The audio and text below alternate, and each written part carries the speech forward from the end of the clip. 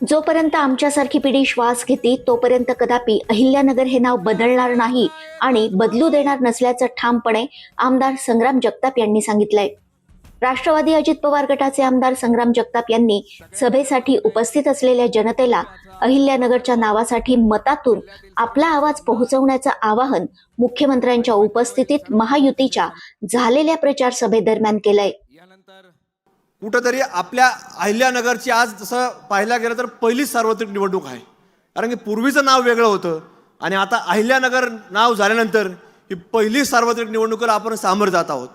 आणि आमच्यासारखे कार्यकर्ते आज साहेब फक्त आणि फक्त विकासाच्या मुद्द्यावर निवडणुकीला सामोरं जात आहेत, पण दुसऱ्या बाजूनी काही लोक निवडणुकीला सामोरं जाताना सांगतात की ह्या महाराष्ट्रामध्ये जसं काही जिल्ह्यांच्या नावाच्या बाबतीवर निर्णय झाला, मग त्याच्यामध्ये प्रामुख्याने 3 जिल्हे होते, मग ते छत्रपती संभाजीनगर असेल, तिकडच्या बाजूला आपलं धाराशिव असेल आणि आपलं मध्य सेंटरला असणारं हे अहिल्यानगर असेल।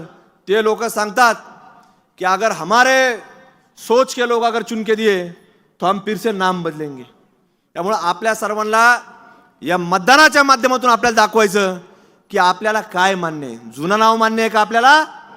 अहिल्यादेवींचं नाव मान्य आहे। कुठलं नाव मान्य आहे आपल्याला?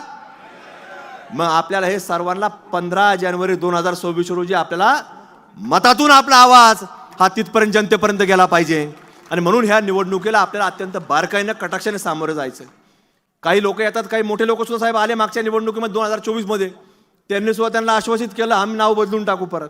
पण तुम्हाला सांगतो, जोपर्यंत आमच्यासारखी पिढी तुम्हाला सांगतो श्वास घेती तोपर्यंत कदापि हे अहिल्यानगर नाव कधी बदलणार नाही आणि कोणाला बदलू देखील देणार नाही। प्रतिनिधी यतीन कांबळे, नगर क्रांती न्यूज, अहिल्यानगर। सगळ्यांच्या वतीनं एक